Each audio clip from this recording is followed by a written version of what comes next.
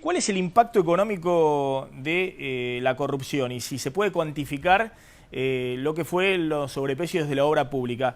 El economista Federico Muñoz hizo un gráfico muy interesante que muestra en los últimos años la evolución de la obra pública en términos físicos. Hay un par de indicadores que se publican oficialmente que lo que muestran es la evolución de la obra pública en volumen, que es básicamente este indicador que publica también el INDEC, que en realidad tiene en el capítulo obra pública obras viales y obras de infraestructura. Y uno puede saber, esta línea azul, cómo evoluciona la obra pública en la Argentina.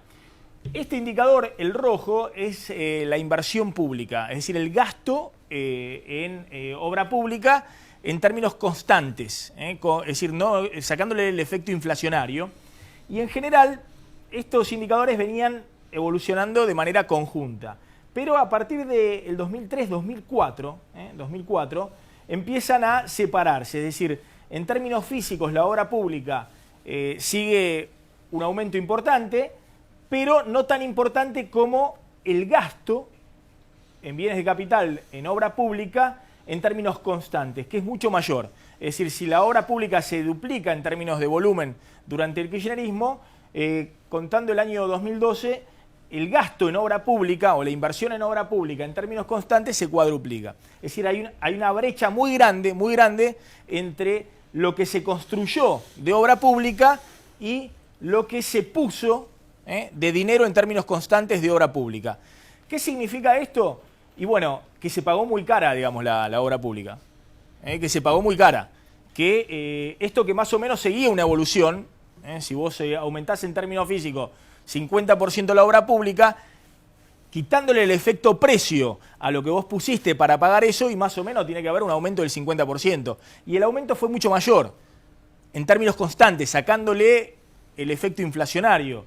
Entonces, hay quienes dicen que esto puede ser un buen indicador de sobreprecio de la obra pública. La brecha esta que se amplió y que no estaba, es decir, estaba la brecha pero no de manera tan notoria, en los últimos años. ¿Cuánto es este sobreprecio? Bueno, es lo que muchos dicen, bueno, es que hay que calcular, digamos, cuál sería la magnitud de estos sobreprecios. ¿Serán del 5%? ¿Serán del 10%? ¿Serán del 15%?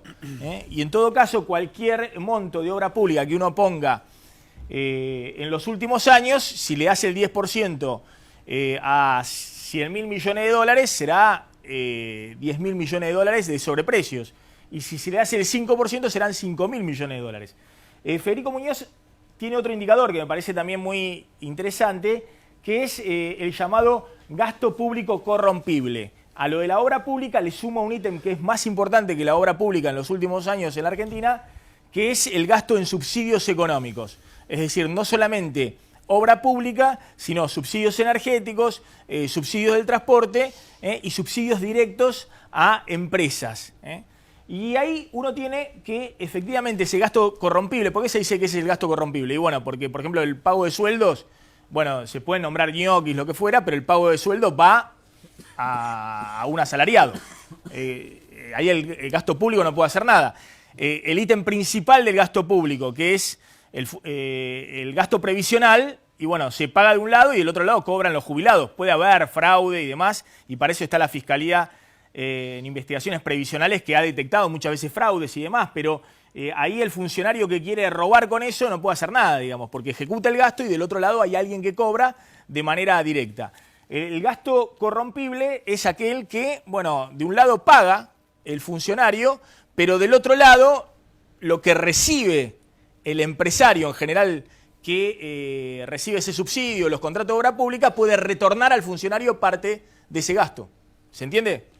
Básicamente en coima, retornar parte de ese gasto. Bueno, ese gasto era 8.400 millones de dólares de promedio por año en la era Menem, subió a 11.000 millones de dólares de promedio por año en la era Néstor Kirchner, el primer gobierno de Néstor Kirchner, y se disparó a 32.000 o 36.000 millones de dólares por año en la era Cristina. Esto es básicamente no tanto por el aumento de la obra pública, sino porque se disparan los gastos en subsidios económicos, energéticos y gasto de transporte o gastos directos en subsidios a las empresas. Eso se dispara y se triplica el gasto corrompible. Es decir, que si había corrupción acá con Menem, acá hay 3 veces más oportunidad o 4 veces más oportunidad de que funcionarios corruptos puedan sacar una tajada. Insisto por este punto, porque hay mucho más gasto que va directamente a las empresas y puede retornar al bolsillo de los empresarios.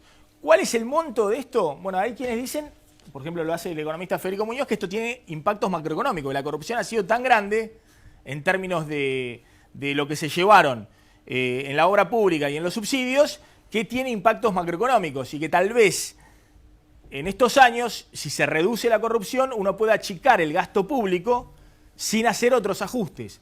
Hay otros que dicen que no, que la corrupción va por un lado y el problema macroeconómico va por otro. Es decir, que aunque vos termines con toda la corrupción en el Estado, y ha sido mucho evidentemente en los últimos años, tenés un problema macroeconómico que es el déficit fiscal y los problemas que conocemos hoy tiene la economía argentina.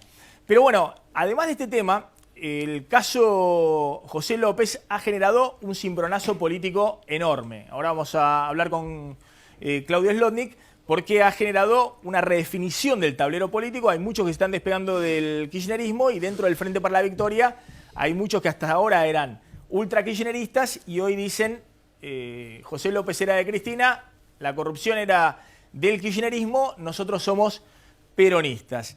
Ya están en nuestros estudios Maximiliano Ferraro, que es legislador de la Coalición Cívica. Está también con nosotros Juan José Cruces, economista. Está el diputado, el senador provincial Hernán Albizu, que es senador del Frente Renovador de Sergio Massa.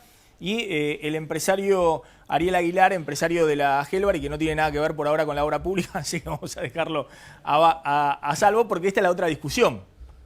¿Quiénes coimearon al kirchnerismo? ¿No? Porque si efectivamente, como dice Cristina, ella no le dio la plata a José López, alguien lo coimió. Entonces la pregunta es quiénes son los empresarios que coimearon al kirchnerismo. Está también con nosotros Lucas Delfino, que es subsecretario de Gestión Municipal de la Nación.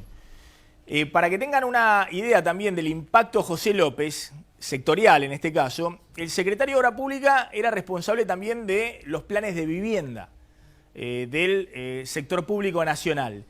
Y el gobierno de Macri ha publicado un informe respecto a lo que dejó como herencia José López en los últimos tiempos. Y la verdad que la herencia es complicada. Ha dejado una deuda impaga de prácticamente 3.400 millones de pesos en obras de viviendas. Solo en obras de viviendas, ¿no? Hay que ver el tema del resto de la obra pública. Por ejemplo, en el total de obra pública se habla de 15.000 millones de pesos que dejó impago el kirchnerismo en diciembre del 2015. 60% de las viviendas adjudicadas no están a nombre de los beneficiarios, otro de los problemas de los planes de vivienda que manejaba José López, y desde el punto de vista de las certificaciones de las obras, y ese es el punto también principal, 1/3 de las viviendas construidas no cuentan con estándares mínimos de calidad y 924 obras por 2.300 millones de pesos recibieron desembolsos, pero nunca presentaron certificados de avance de obra, algo insólito. Es decir, parte de las obras no presentaban avances de obra y aún así se pagaban las obras. Esto es una muestra en el caso de las obras de viviendas. ¿Y hay un dato más que podamos aportar? Me parece que sí. Bueno, gracias. 1.371 obras por 3.900 millones de pesos fueran pagadas al 100%, pero el avance de obra no supera el 80%. De nuevo, se pagaba sin haber certificado los avances de obra.